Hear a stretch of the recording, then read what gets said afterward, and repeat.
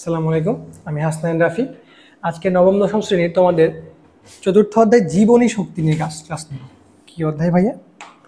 আজকে আমি তোমাদের যে টপিক নিয়ে ক্লাস নেব সেই অধ্যায়ের নাম হচ্ছে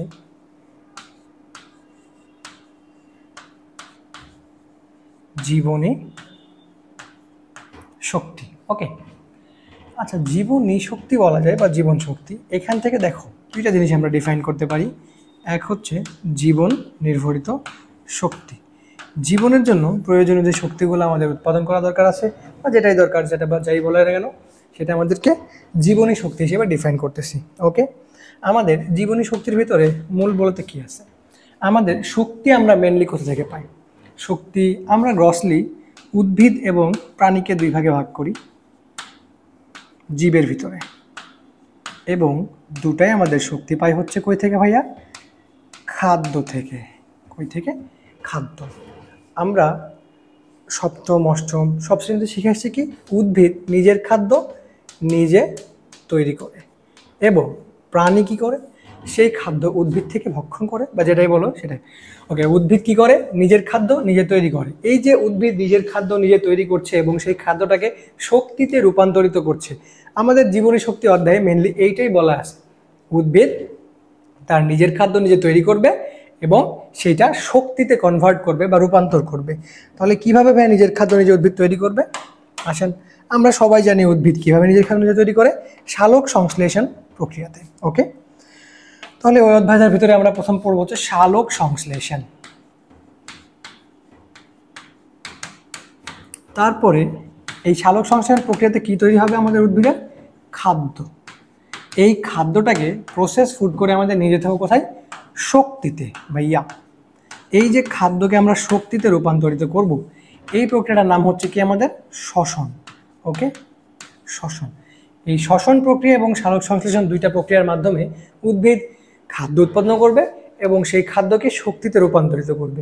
শক্তি বলতে আমরা মেনলি কি বোঝাচ্ছি দেখো, উদ্ভিদের ক্ষেত্রে শক্তি বলতে বোঝাই আমরা এটিপি। এটাকে বলা হয় অ্যাডিনোসিন ট্রাইফসফেট। কি ভাইয়া? Adenosine triphosphate.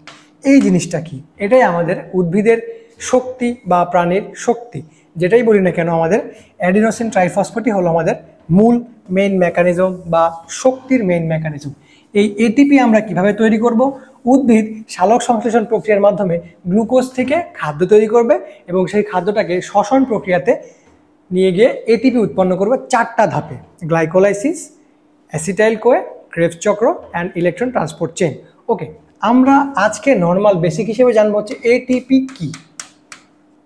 ঠিক আছে, এটিপি কি। তারপরে এই যে খাদ্য আমরা তৈরি করছি, এই খাদ্যটা কি মাধ্যমে তৈরি হচ্ছে? সালোক সংশ্লেষণ প্রক্রিয়া তৈরি হচ্ছে। তাহলে সালোক সংশ্লেষণ প্রক্রিয়া নিয়ে আমরা আজকে বিশদ আলোচনা করব। এটিপি কি এটা নিয়ে আমরা পর্যালোচনা করতে পারি। ওকে, আসেন, সালোক সংশ্লেষণ কি আমাদের?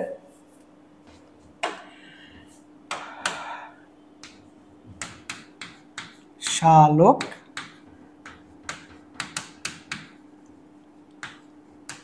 সংশ্লেষণ। এই যে সংশ্লেষণ এবং সালোক, সালোক শব্দের অর্থ হচ্ছে আলোর সহায়তায় বা আলোর সহযোগিতায়। তাহলে সালোক মানে স আলো বা আলোর সহায়তাতে আমরা যেই বিক্রিয়া ঘটাবো, সেই বিক্রিয়া সংশ্লেষণ বিক্রিয়া ঘটাবো, সেটাকে আমরা বলবো কি? সালোক সংশ্লেষণ। বা আলোর সহায়তাতে যে সংশ্লেষণ বিক্রিয়াটা আমরা ঘটাবো সেটাকে আমরা বলবো সালোক সংশ্লেষণ বিক্রিয়া। এই যে সালোক সংশ্লেষণ বিক্রিয়া, এটা একটা কি আচ্ছা, বিক্রিয়া কি জিনিস ভাইয়া? আপনারা কি জানেন বিক্রিয়া কি জিনিস?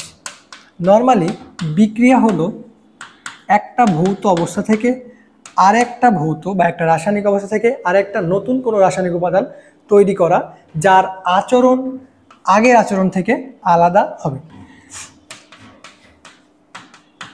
সালোক সংশ্লেষণের আপনার বইয়ে সংজ্ঞা দেয়া আছে হচ্ছে, কি সংজ্ঞা দেয়া আছে ভাইয়া? সবুজ উদ্ভিদ যে প্রক্রিয়ায় কার্বোহাইড্রেট জাতীয় খাদ্য তৈরি করে সেই প্রক্রিয়াকে আমরা বলবো সালোক সংশ্লেষণ। তাহলে এখানে আমার সর্বপ্রথম কি দুইটা জিনিস লাগতেছে? একটা হচ্ছে সবুজ উদ্ভিদ যে প্রক্রিয়াতে কার্বোহাইড্রেট জাতীয় খাদ্য তৈরি করে। এই যে কার্বোহাইড্রেট, এই জিনিসটা কি? কার্বোহাইড্রেট আসলে মেনলি কিছুই না, কার্বোহাইড্রেট একটা ইংরেজি প্রতিশব্দ শর্করা। এর কি? শর্করার ইংরেজি প্রতিশব্দ হচ্ছে কার্বোহাইড্রেট। তাহলে সবুজ উদ্ভিদ যে প্রক্রিয়াতে শর্করা জাতীয় খাদ্য তৈরি করে সেই প্রক্রিয়াকে আমরা বলতে পারি সালোক সংশ্লেষণ প্রক্রিয়া। এটা একটা বিক্রিয়া যেখানে সালোক বা আলোর উপস্থিতি মাস্ট। কেন ভাই আলোর উপস্থিতি মাস্ট? আলো ছাড়া উদ্ভিদ এই বিক্রিয়া ঘটাইতে পারবে না। আচ্ছা আসেন তাহলে আমরা এখন সালোক সংশ্লেষণ বিক্রিয়া নিয়ে একটু বিস্তারিত আলোচনা করি। সালোক সংশ্লেষণ বিক্রিয়ার জন্য প্রয়োজনীয় হচ্ছে উদ্ভিদের প্লাস্টিড। কি?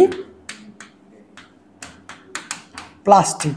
প্লাস্টিডের ভিতরে আবার 3 ধরনের প্লাস্টিড আমরা পাই, আমরা গত ক্লাসে জেনে আসছি। Chloroplast, chromoplast and leucoplast. Chloroplast কি ছিল? ক্লোরো শব্দের অর্থ হচ্ছে সবুজ। সবুজ যে প্লাস্টিডগুলো সেগুলোকে আমরা বলবো ক্লোরোপ্লাস্ট। ক্রোমোপ্লাস্ট কাকে বলবো? রঙিন যে প্লাস্টিড সমূহ থাকবে তাদেরকে আমরা বলবো ক্রোমোপ্লাস্ট। অ্যান্ড লিউকোপ্লাস্ট হলো সেইগুলোই যেগুলা বর্ণহীন প্লাস্টিডের আকার ধারণ করবে। আচ্ছা তাহলে আমাদের প্লাস্টিডের ভিতরে ক্লোরোপ্লাস্ট লাগবে হচ্ছে মেনলি সালোক সংশ্লেষণ বিক্রিয়ার জন্য। কেন? কেননা ক্লোরোপ্লাস্টে আমাদের ক্লোরোফিল বলে অণু আছে। কি আছে ভাইয়া? ক্লোরোফিল বলে অণু আছে। এই যে ক্লোরোফিল, ফিল শব্দের অর্থ হচ্ছে কি আমাদের? পাতা। ক্লোরো শব্দের অর্থ হচ্ছে সবুজ। তাহলে সবুজ পাতায় যেসব অণুসমূহ থাকবে সেই অণুসমূহ বা পিগমেন্টের অণুসমূহকে আমরা বলবো কি? সবুজ অণুসমূহকে বলবো ক্লোরোফিল। তাহলে ক্লোরোফিল আমাদের সালোক সংশ্লেষণ বিক্রিয়াতে খুবই গুরুত্বপূর্ণ একটা ভূমিকা রাখবে। কি ভূমিকা রাখবে ভাইয়া? এই ক্লোরোফিল বা ক্লোরোপ্লাস্টের ভিতরে গ্রানাম, থাইলাকয়েড যেটাই বলেন না কেন, এখন এত কিছু জানার দরকার নাই, সেইগুলা মিলে আমাদের কার্বোহাইড্রেট জাতীয় খাদ্য তৈরি করবে। কই থেকে আমাদের কার্বোহাইড্রেট জাতীয় খাদ্য তৈরি করবে? আচ্ছা আসেন, আমাদের কার্বন ডাই অক্সাইড এবং পানি থেকে কার্বোহাইড্রেট জাতীয় খাদ্য তৈরি করবে। কই থেকে? কার্বোহাইড্রেট এবং পানি থেকে। আচ্ছা তাহলে আমরা কার্বোহাইড্রেট এবং পানিতে আসি। দেখেন, কার্বন ডাই অক্সাইড, পানি, এই দুইটা জিনিসের সাথে কি লাগবে আমাদের? আলোর উপস্থিতি মাস্ট। আলো তো লাগবেই, লাগবে কি আমাদের? ক্লোরোফিল অণু। ঠিক আছে, এবার আমরা কি তৈরি করব? আমাদের এইগুলো ছিল বিক্রিয়ক। কি কি ছিল? আলো ছিল যেটা ক্লোরোফিল অণু ধারণ করবে, এবং এই কার্বন ডাই অক্সাইড এবং পানি থেকে আমাদের তৈরি করবে কি? কার্বোহাইড্রেট জাতীয় খাবার। কার্বোহাইড্রেট জাতীয় খাবার বা শর্করাকে আমরা বলি C6H12O6। এটা একটা শর্করা, এটাই আমাদের মেন প্রোডাক্ট। এর সাথে বাই প্রোডাক্ট হিসেবে অক্সিজেন এবং পানি উৎপন্ন হবে। কি ভাইয়া? দেখেন, কার্বন ডাই অক্সাইড আমাদের ছিল কি? বিক্রিয়ক। সাথে আমরা কি নিলাম? পানি। এটা কই গেল? সালোক সংশ্লেষণ বিক্রিয়ার জন্য প্রয়োজন আমাদের কি? আলো এবং ক্লোরোফিল অণু। এই ক্লোরোফিল অণুটা কই ছিল আমাদের? ক্লোরোপ্লাস্টে ছিল। এবং ক্লোরোপ্লাস্টটা কই ছিল আমাদের? ক্লোরোপ্লাস্ট একটা প্লাস্টিড। মেনলি প্লাস্টিড কই থাকে ভাইয়া? কোষে। আচ্ছা, এই প্লাস্টিড বা ক্লোরোপ্লাস্ট, ক্লোরোফিল কই থাকে? পাতায় থাকে। পাতার মেসোফিল টিস্যুতে থাকে। কোথায় ভাইয়া? মেসোফিল টিস্যুতে ক্লোরোফিল থাকবে। সবুজ পাতার মেসোফিল টিস্যুতে ক্লোরোফিল থাকবে, এবং সেই জায়গাতে পত্ররন্ধ্র দিয়ে কার্বন ডাই অক্সাইড ঢুকবে। কি দিয়ে ভাইয়া? পত্ররন্ধ্র দিয়ে কার্বন ডাই অক্সাইড ঢুকবে এবং পানি সাথে বিক্রিয়া করে আলোর উপস্থিতিতে ক্লোরোফিল অণুর সহায়তায় কার্বোহাইড্রেট জাতীয় খাদ্য তৈরি করবে, সাথে এন্ড প্রোডাক্ট হিসেবে অক্সিজেন অ্যান্ড পানি তৈরি করবে। এটাই আমাদের মেইন মেকানিজম অফ সালোক সংশ্লেষণ। আচ্ছা জানেন, সালোক সংশ্লেষণ তো আমরা জানলাম, সালোক সংশ্লেষণ বিক্রিয়াকে আমাদের ইংরেজিতে কি বলে? Photo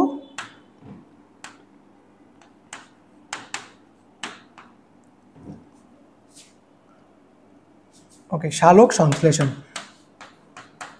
photo রেসপাইরেশন।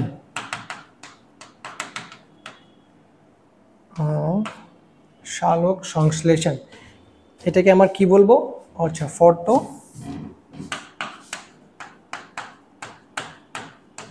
রেসপাইরেশন হচ্ছে সালোক সংশ্লেষণ। ফটোসিনথেসিস, ফটোসিনথেসিস বিক্রিয়াটাই হলো আমাদের সালোক সংশ্লেষণ। তাহলে আমরা সালোক সংশ্লেষণ বিক্রিয়ায় কি পাইলাম? কার্বন ডাই অক্সাইড এবং পানির বিক্রিয়া করলাম আলো এবং ক্লোরোফিল অণুর উপস্থিতিতে, যেখানে আমরা কার্বোহাইড্রেট জাতীয় খাবার পাইলাম। এই কার্বোহাইড্রেট জাতীয় খাবারকে আমরা বলবো কি? গ্লুকোজ। সাথে আমরা কি পাইলাম? অক্সিজেন এবং পানি। এখন বিক্রিয়াটাকে সমতা আপনারা নিজের মতন করে করে নেবেন। বইয়ের ভিতরে বিক্রিয়া যদি দেখেন সমতাকরণ করার বিক্রিয়া করে আছে, তখন বলবেন ভাইয়া আপনি তো ভুল শিখাইছেন, সমতাকরণ বিক্রিয়াতে এইখানে 6 দেয়া আছে, এইখানে তাহলে 6 আসলো, এইখানে দেখেন 6 দুগুণ 12 আছে, তার মানে ভাইয়া এখানে কত? 6H2O। আর এটা ডিপেন্ডস, তাই না? আমি সমতাকরণ বলতে কি বোঝাচ্ছি? বিক্রিয়ার এইখানে আমার আচ্ছা শক্তি হচ্ছে আমাদের কি? অবিনশ্বর। পৃথিবীতে কোনো শক্তি নতুন করে তৈরি করা যায় না, শক্তির শুধুমাত্র রূপ পরিবর্তন করা যায়। তাহলে আমরা যে এখানে কার্বন সংখ্যা নিলাম এবং এই পাশে কার্বন সংখ্যা পাইলাম, এটা সমান সমান পাবো না? নতুন কোনো কার্বনকে আমরা তৈরি করতে পারবো না ভাইয়া? নতুন কোনো কার্বন তৈরি করতে পারবো না, শুধুমাত্র আমরা কার্বনের কনভার্সন বা কনভার্টের একটা রূপ পাবো। তাহলে এটা কি করবো? আমরা সমতাকরণ করব। যদি আমরা এই পাশে 6টা কার্বন নেই, এই পাশে আমাদের 6টা কার্বনই থাকতে হবে। যদি আমরা এই পাশে 12টা কার্বন নেই, এই পাশে আমাদের 12টা কার্বনই থাকতে হবে, এরকম টাইপ। ঠিক আছে? তো বইয়ের ভিতরে আপনাদের সমতাকরণ বিক্রিয়া করা আছে, আপনারা নিজ দায়িত্বে করে নেবেন। আচ্ছা আসেন, তাহলে মেইনলি আমাদের সালোক সংশ্লেষণ বিক্রিয়া থেকে আমরা কি শিখলাম? এটা একটা ফটোসিনথেসিস বা সালোক সংশ্লেষণ বিক্রিয়া, যেখানে আলোর সহায়তায় উদ্ভিদ কার্বন ডাই অক্সাইড এবং পানি থেকে কি করবে? কার্বোহাইড্রেট বা গ্লুকোজ জাতীয় খাদ্য তৈরি করবে, যেটা উদ্ভিদের জন্য মারাত্মক গুরুত্বপূর্ণ একটা জিনিস। সালোক সংশ্লেষণ বিক্রিয়া দুইভাবে ঘটে থাকে। কয় ভাবে ভাইয়া? দুইভাবে। একটা হচ্ছে আলোক নিরপেক্ষ বিক্রিয়া এবং আলোক নির্ভর বিক্রিয়া, লাইট ডিপেন্ডেন্ট বিক্রিয়া অ্যান্ড লাইট ইন্ডিপেন্ডেন্ট বিক্রিয়া। ঠিক আছে? আচ্ছা আসেন, light dependent and light independent বলতে এখন আমরা কি বুঝি? নর্মালি আমরা তেমন কি বুঝি দেখেন, লাইট ডিপেন্ডেন্ট বলতে যেই জায়গাতে আলো ছাড়া সালোক সংশ্লেষণ বিক্রিয়া হবেই না, হবেই না মানে হবেই না, আলো মাস্ট দরকার। আলোর কি দরকার ভাইয়া? ফোটন কণা দরকার। ঠিক আছে? আর লাইট ইন্ডিপেন্ডেন্ট বিক্রিয়া বলতে বোঝাচ্ছি যেই জায়গাতে আলো থাকলে ভালো, না থাকলে ক্ষতি নেই। ঠিক আছে? আমরা কয়টা বিক্রিয়া শিখলাম সালোক সংশ্লেষণে? দুইটা। একটা হচ্ছে আলোক নির্ভর,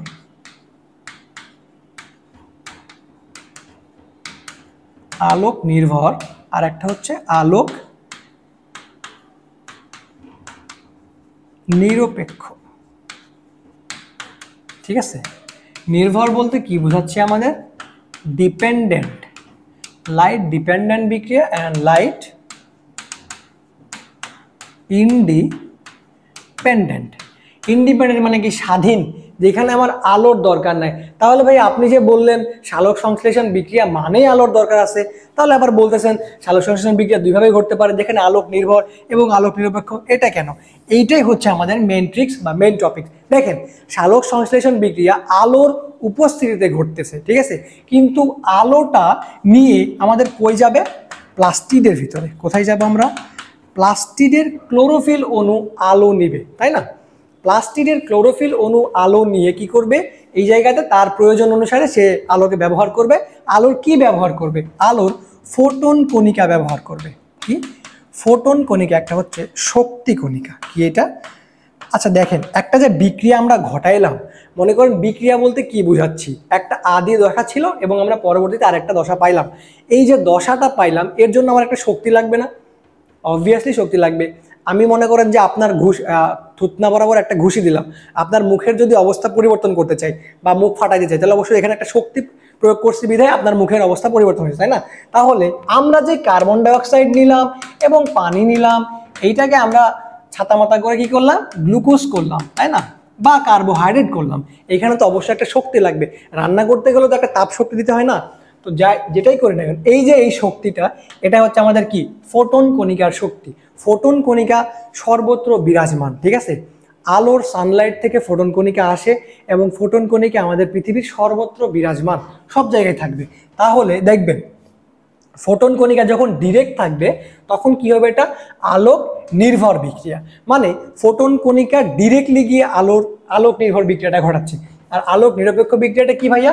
মনে করেন সেই জায়গাতে আলো নাই, 3 দিন 4 দিন 5 দিন ধরে মনে করেন সূর্য ওঠে নাই, তাহলে কি আমার সালোক সংশ্লেষণ ঘটবে না, বিক্রিয়া চলবে না? তাহলে কি করবে, গাছ কি মারা যাবে? না, তখন তো মারা যাবে না। তখন এই প্রয়োজনীয় ফোটন শক্তি বা ফোটন কণিকা আলো নিজে নিজেই গাছ কি করবে, যেটা ছিল তা ব্যবহার করবে, কিন্তু সেখানে ডিরেক্টলি আলোর কোনো প্রভাব পড়বে না। এর জন্য এই প্রক্রিয়াটাকে আমরা কি বলবো, আলোক নিরপেক্ষ বা independent phase. And light dependent ফেজে অবভিয়াসলি আলোর খুবই গুরুত্বপূর্ণ দরকার আছে। একটা বিষয়, এই যে আলোক নির্ভর প্রক্রিয়া, এটা প্রায় 12 থেকে 14 ঘন্টা চলতে পারে, কিন্তু আলোক নিরপেক্ষ প্রক্রিয়াটা প্রায় 24 আওয়ার্সের কাছাকাছি মনে করেন চলবে সালোক সংশ্লেষণ বিক্রিয়া। সালোক সংশ্লেষণ প্রক্রিয়া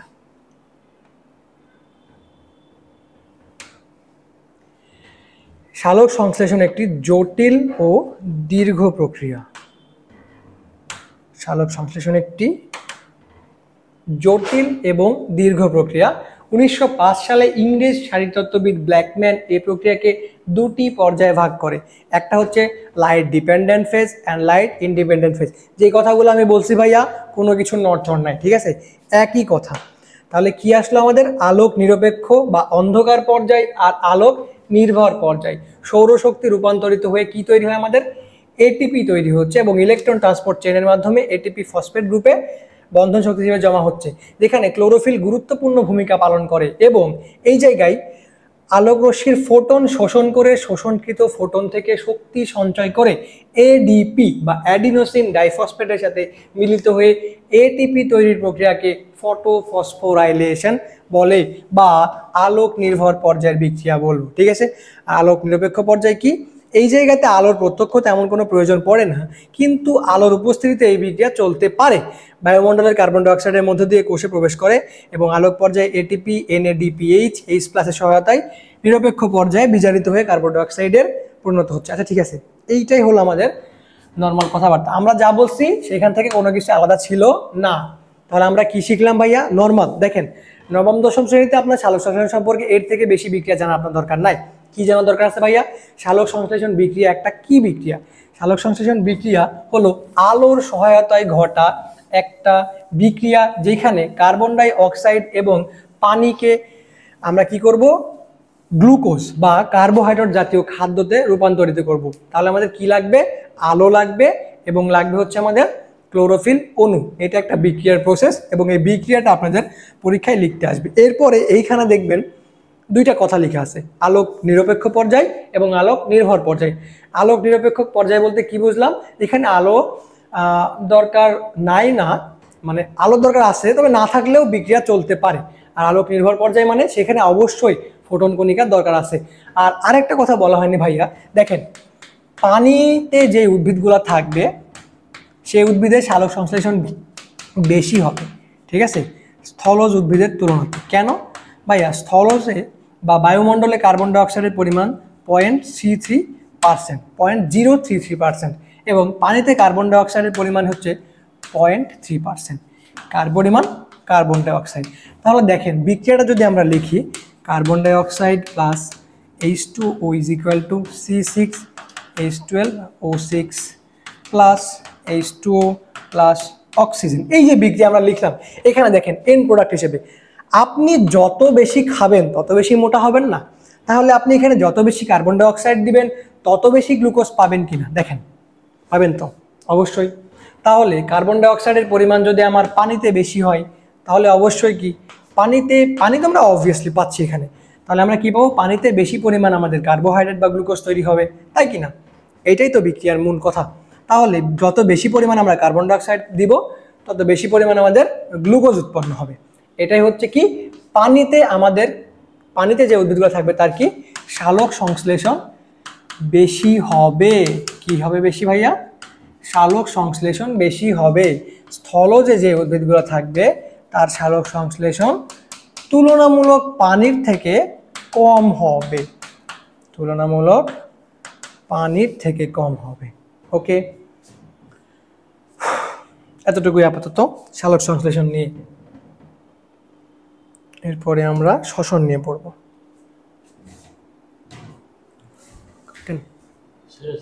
না